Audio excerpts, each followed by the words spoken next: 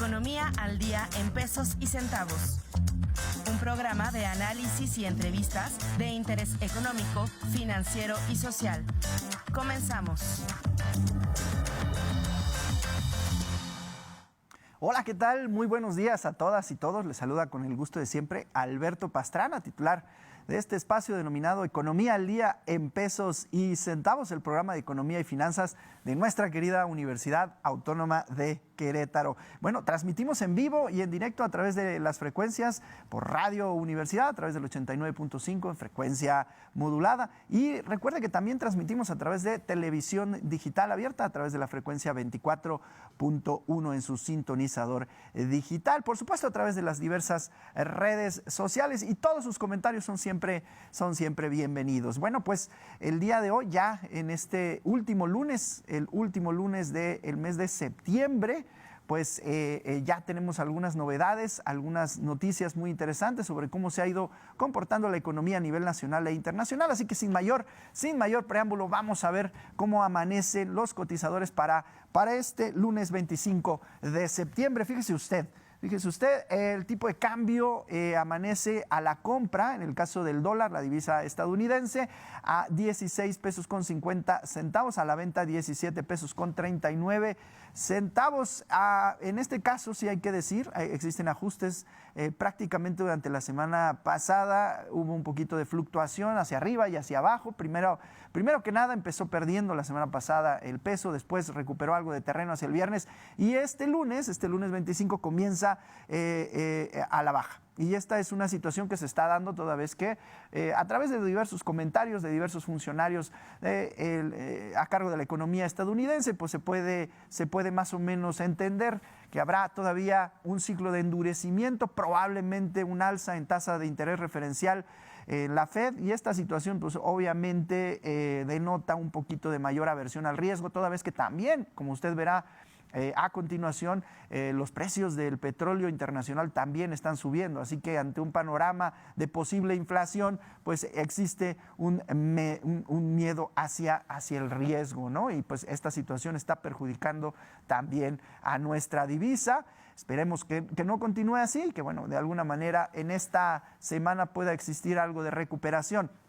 Y esto es algo de lo que le comentaba, ¿no? El caso del petróleo. Y es que, como usted puede observar, no ha dejado de subir. $90 con 3 centavos el barril de mezcla West Texas Intermediate. Y en el caso de la mezcla Brent, el principal referencial, en el caso del petróleo o de los futuros de petróleo internacional, se encuentra alrededor de $91 con 96 centavos. Esto ya, pues obviamente ya se empieza a comparar a los precios de pues alrededor de julio-agosto del año pasado, sí, hace un año, cuando usted recordará estábamos ya en el tema de la inflación con cifras bastante altas, y por el tema de la guerra, ¿no? Entonces de alguna manera se pronosticaba escasez en energéticos ahí en la crisis entre Ucrania y Rusia, y también escasez en diversos productos básicos que estaban pues impulsando la inflación, y pues por supuesto el tema del petróleo, siendo Rusia uno de los principales exportadores de petróleo, pues bueno, teníamos alzas de petróleo que llegaron por encima de los $100. Bueno, pues ahora, fíjese usted, ya estamos en los $90 y se pronostica una posible subida hasta los $100, aunque con una desaceleración en el ritmo en el cual está subiendo el petróleo hacia los meses de noviembre y diciembre. Habrá que entender un poquito cómo se mueve. Ya lo sabe usted, bien complicado predecir esto, pero sí son cifras que llaman muchísimo la atención. Y en el caso de la mezcla de barril de petróleo mexicano, pues bueno, no es la excepción. A cifras publicadas por el Banco de México el jueves pasado, 21 de septiembre, se cotizaba $86 con 79 centavos el barril, también bastante fuerte el precio del petróleo mexicano. Y bueno, en el caso de las gasolinas, fíjese usted, ya 22 pesos con 26 centavos el litro de gasolina magna, 24 pesos con 29 centavos el litro de gasolina premium y 23 pesos con 93 centavos el diésel. La Secretaría de Hacienda y Crédito Público decidió que esta semana el estímulo no sería tan fuerte como el de la semana pasada.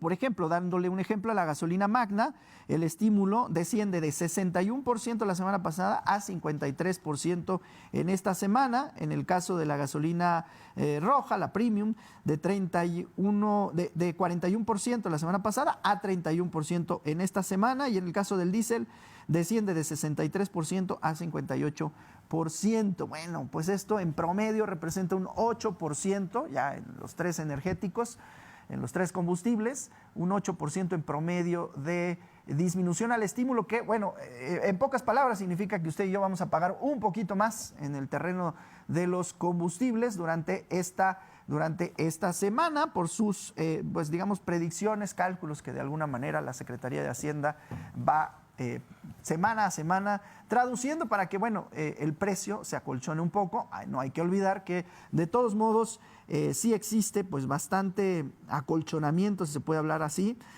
pues toda vez que el estímulo pues permanece en el orden del 30%, por ejemplo, en gasolina premium, hasta un 50% en el gasolina magna, ¿no? Y pues bueno, así las cosas en este lunes 25 de septiembre en cuanto a indicadores. Y pues ya está con nosotros el economista Bruno de la Garza, a quien le doy la más cordial bienvenida. ¿Cómo está, doctor? Muy buenos días. ¿Qué tal? Excelente día, doctor. Bueno, pues mi estimado doctor Bruno, tenemos algunas notas, ¿no? La semana pasada ya se dieron algunos comentarios, algunos analistas y pues bueno, funcionarios de la FED que de alguna manera mencionan que podría haber un ciclo de endurecimiento en la economía norteamericana. Esto es incrementar tasas de referencia y pues bueno, esto evidentemente a la par de algunas noticias de pues el encarecimiento del petróleo, que usted sabe es muy fuerte indicador en el terreno de muchas cosas, porque no es únicamente 50% va para combustibles, pero el otro 50% en diferentes productos que, bueno, claro, de uso cotidiano, pues sí puede haber un impacto en la economía, probable efecto inflacionario. Pero también la semana pasada existieron algunas cifras y pues bueno, déjeme comentarle, la inflación, por lo menos a tasa anual, reportada en su nivel general, está descendiendo todavía, sigue descendiendo a 4.44% en el terreno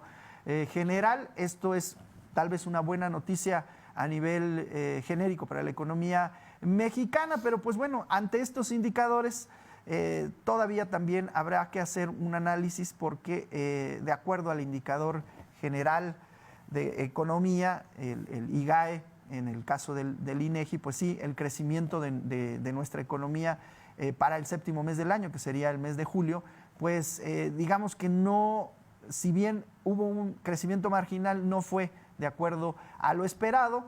Y pues en el terreno pues de este crecimiento, sumado a esta tasa de inflación y estos movimientos fluctuantes de la economía y del peso dólar, pues me gustaría conocer cuál es su análisis, mi estimado doctor Bruno.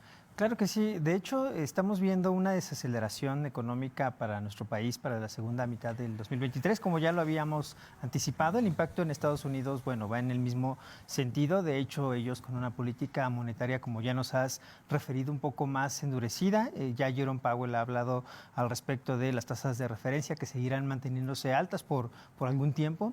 De hecho, también tenemos datos de su oficina de empleo. El ingreso medio real en Estados Unidos al día de hoy se encuentra en su nivel más bajo en 4 años, lo cual, bueno, es de destacarse, recordando que nos encontramos en una época, bueno, donde se tuvieron varios impactos exógenos que generaron una desaceleración económica internacional, pero que tuvieron un efecto especialmente rígido o especialmente alto en la economía estadounidense.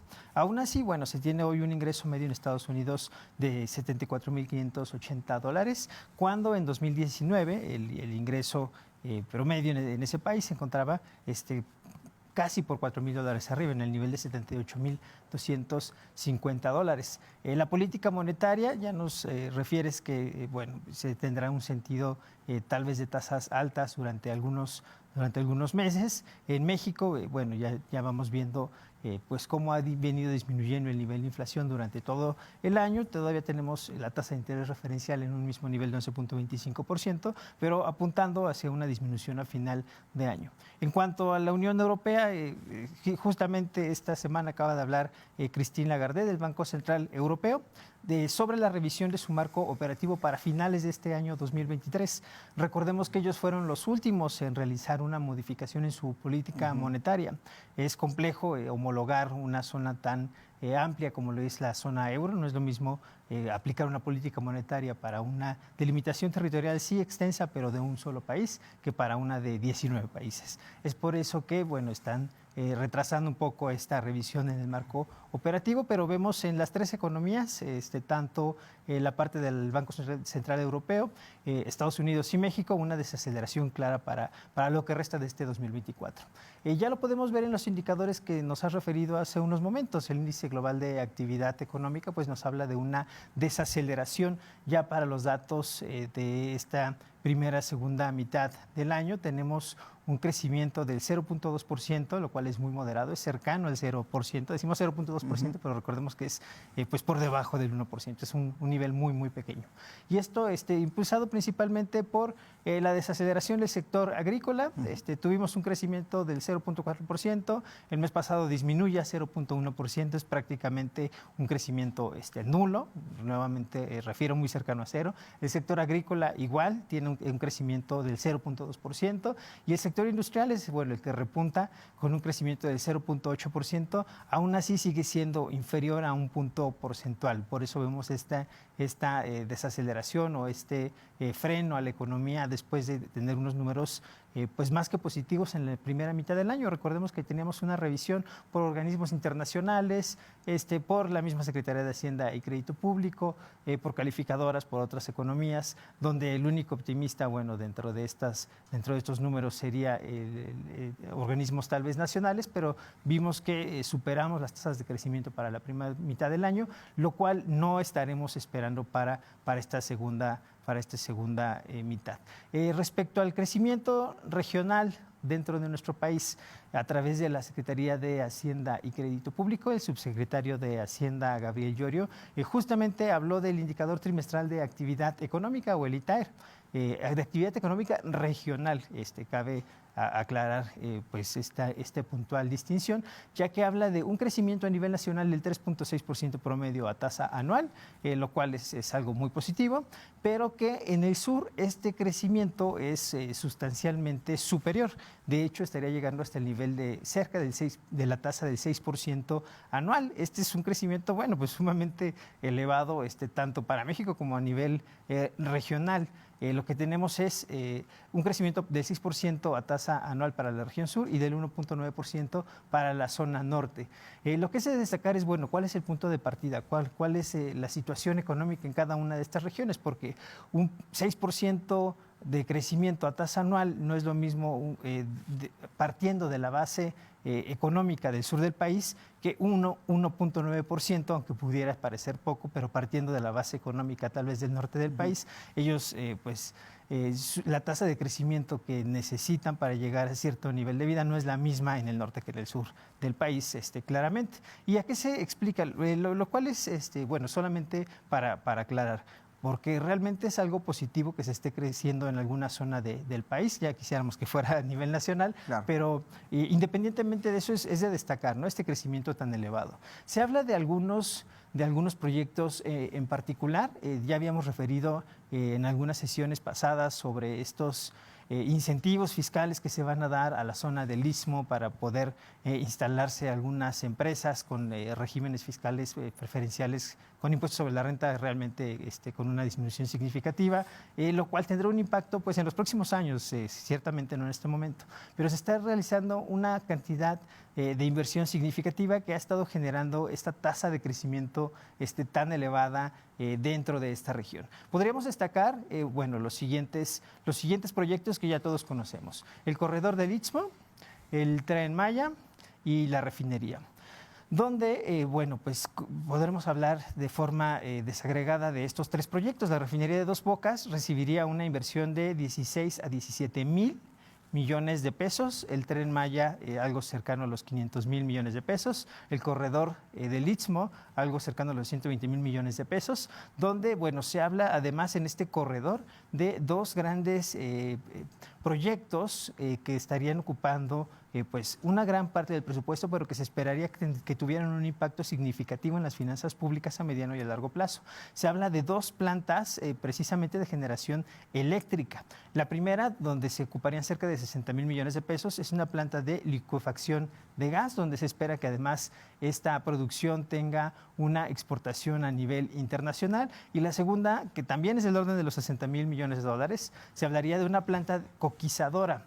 Bueno, ¿y qué es esto de una planta coquizadora? Si estamos hablando de energéticos, bueno, pues de hecho se trata de, recordemos que cuando se refina la mezcla mexicana, que es un tipo de petróleo pues bastante pesado y con bastantes impurezas, por eso es mezcla mexicana, tiene un desecho, genera un desecho al cual le denominamos combustóleo, que hace algunos años, bueno, se pretendía ser quemado, tal vez hubo algunas personas o entidades y organizaciones en contra de este tipo de políticas, de esta determinación a nivel nacional. No se generó esa política en su momento y bueno, actualmente se estaría implementando, se estaría impulsando este proyecto de una planta coquizadora, que es precisamente la que refina este combustóleo para volver a generar pues algunos derivados petrolíficos a partir de este desecho del petróleo. Serían estas 2 plantas, una planta de licuefacción de gas y una planta coquizadora, ambas por un monto de 120,000 millones de dólares. Y eso sin contar el proyecto de la vía férrea, que estaría también captando una gran cantidad de la inversión nacional para proyectos de desarrollo, donde se habla de una inversión de 50,000 millones de pesos. Y bueno, estos serían principalmente los proyectos que estarían explicando este crecimiento muy por encima del nivel o de la media nacional, donde además también vemos un gran nivel de transferencias federales hacia estas entidades, donde destaca el crecimiento de algunas entidades como Oaxaca, que tal vez a nivel nacional en años o en administraciones anteriores no se había visto tasas tan superiores de crecimiento, pero que se verán impactadas definitivamente de una forma positiva y directa en el mediano y en el largo plazo. Eso sin contar pues los desarrollos que esperemos que puedan llegar a toda la zona sur del país, posteriormente a la inauguración del Tren Maya y bueno, de todas estas grandes obras que se han implementado durante esta administración. Y es que ya estamos en el último año, ¿no? Ya el gobierno federal, muchos de los proyectos, muchas de las propuestas que incluso hemos comentado aquí, mi estimado doctor Bruno, pues bueno, tendrían que ya solidificarse, tendría que verse muy, muy claramente esto. Y pues bueno, ya en este año, como coloquialmente le llamamos, el año de Hidalgo, pues sí, habrá que ver hacia dónde se apuntalan muchas de las iniciativas del gobierno federal. Una base de comparación muy interesante que es, bueno, en estos, lo que va 5 años de gobierno federal, pues se atravesó una pandemia, ¿no? Y esa pandemia de alguna manera cambia un poco la referencia con la cual pues se compara el crecimiento. Y pues sí es importante considerarlo para ser objetivos, ¿no? No es únicamente una tasa, cuando hablemos de una tasa de crecimiento donde pues, las cosas se hubieran comportado de una manera hasta cierto punto normal, pues de alguna manera existieron factores externos a la economía mexicana que terminaron por afectar a esta y pues bueno, sí es importante en el nivel genérico de las cosas, en el gran esquema de las cosas, poder tener pues una referencia clara sobre lo que ha pasado durante estos 5 años y bueno, sobre lo que pasaría durante el siguiente año. Y es que, bueno, me gustaría enfatizar, aterrizar un poquito esta última nota, ¿no? En cuanto al crecimiento global, el crecimiento general de actividad económica, reportado por el INEGI, pues la actividad económica de México en el 7º mes del año, julio, a tasa anual, pues estaría creciendo 3.5%. Es un dato muy, muy positivo, ¿no? 3.5% de crecimiento de julio 2022 a julio 2023, ya con los datos que se alcanzan a observar a través de este indicador que, bueno, hay que decirlo, ¿no? Este indicador global de actividad económica es una especie de PIB mensual que pues sí nos permite estimar el crecimiento de la economía sin esperar a que pues bueno pase un periodo más grande, ¿no? Y que bueno de alguna manera tengamos los datos pues en tiempo pasado, a toro pasado, que lo tengamos más cerquita al tiempo real y se puedan tomar decisiones y ajustes a nivel federal y por supuesto a nivel de iniciativa privada. En este crecimiento de 3.5% hay que desmenuzar un poquito quiénes son las industrias que de alguna manera detonan este crecimiento, y es que, pues bueno, son las actividades secundarias, ¿no? La industria de la transformación, hay que hablar muy fuertemente de la industria automotriz también, es un sector muy importante para la economía y el crecimiento de la economía mexicana, donde el 80% por cierto, de las exportaciones de la industria automotriz van a parar a Estados Unidos. También ahí hablamos un poco de la dependencia que tenemos de nuestro vecino país del norte. 4.9% en actividades secundarias de crecimiento. Ahí es donde está la fortaleza, pues, del crecimiento a nivel anual del gobierno mexicano. Y las industrias, el sector primario, 4.4%. Ahí está el tema de la agricultura, ¿no? La extracción de alguna manera, de recursos básicos. Y el tema que más ha sufrido nuestro país, por lo menos en tasa anual, 2.4% de crecimiento en el sector terciario, ¿no? ¿Qué es el sector terciario? Donde están los servicios, donde está el turismo, donde está la empresa restaurantera, la empresa hotelera, los temas que tienen que ver con pues educación también, por supuesto, todos los servicios en general, y que, pues bueno, de alguna manera no han reflejado este crecimiento que tal vez sería mucho más deseable para el motor interno de la economía mexicana. Pero bueno, ahí está un poco más desmenuzado este 3.5% a tasa anual de julio. Hay que ver, y como bien lo señala el doctor Bruno, ¿no? Muy probable ya prácticamente fehaciente, de acuerdo a los indicadores, de desaceleramiento del crecimiento de la economía mexicana, también en la economía estadounidense. Y pues bueno, esperar a cuáles son las decisiones, en este caso del Banco de México, que sigue manteniendo su tasa de interés referencial en 11.25% y que no se espera que crezca, por lo menos de lo que se arroja en los últimos comentarios, en las últimas entrevistas y análisis, los diversos expertos y tomadores de decisiones dentro del Banco de México. No se esperaría un crecimiento en esta tasa de interés referencial, a menos que ocurra algo importante durante estos últimos meses ya del 2023, pero sí, 11.25%, ya le comentaba yo, la inflación 4.4% a nivel en general. La inflación subyacente, pues también de alguna manera sí disminuye, pero no al mismo nivel que estaba disminuyendo los meses pasados, 5.78%. Y bueno, y por mencionarle algo que puede ser ya desde el tema de inversión, los CETES a 28 días, uno de los instrumentos más populares para inversión y también una referencia muy importante del nivel de la economía mexicana, están a 11%, bastante atractivo el tema de la inversión en CETES. Bueno, pues ahí tiene usted, si de alguna manera pueda y tiene la posibilidad de invertir, esta es una muy buena herramienta, invertir en CETES, acérquese con su asesor financiero, con su institución bancaria y empiece a planificar. Es una buena manera también de ahorrar a través de este certificado, pues, del Tesoro en el caso mexicano. Y pues bueno, así en términos generales el movimiento de la economía, mi estimado Bruno. No sé si tenemos alguna otra nota que quisieras comentar.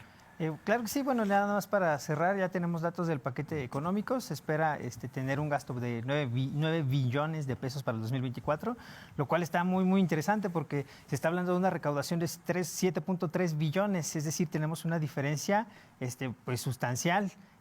Básicamente de 2.8 billones, donde veremos cuál será la parte de financiamiento, cuál será la parte de endeudamiento, justamente lo que nos referías de que va a ser un año, pues, de gasto público fuerte. Yo esperaría que vaya sí a los programas que ya hemos mencionado, sí también a un fuerte gasto en programas sociales. Ya hemos hablado también de un incremento sustancial que habrá para las pensiones, lo cual, pues complicará tal vez un poco la forma de la administración o de la configuración del gasto público en los futuros años o en la siguiente administración.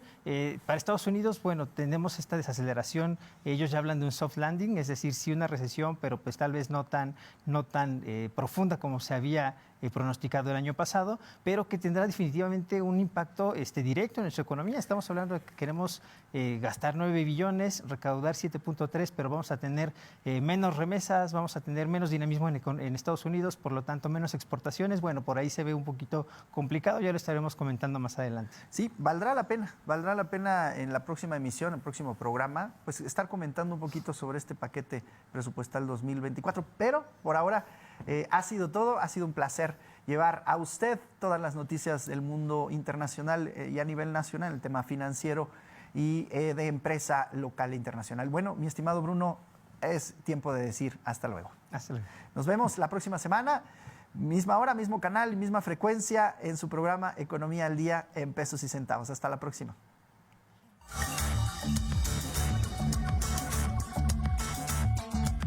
Gracias por sintonizarnos. Te esperamos en nuestra siguiente emisión. Hasta la próxima.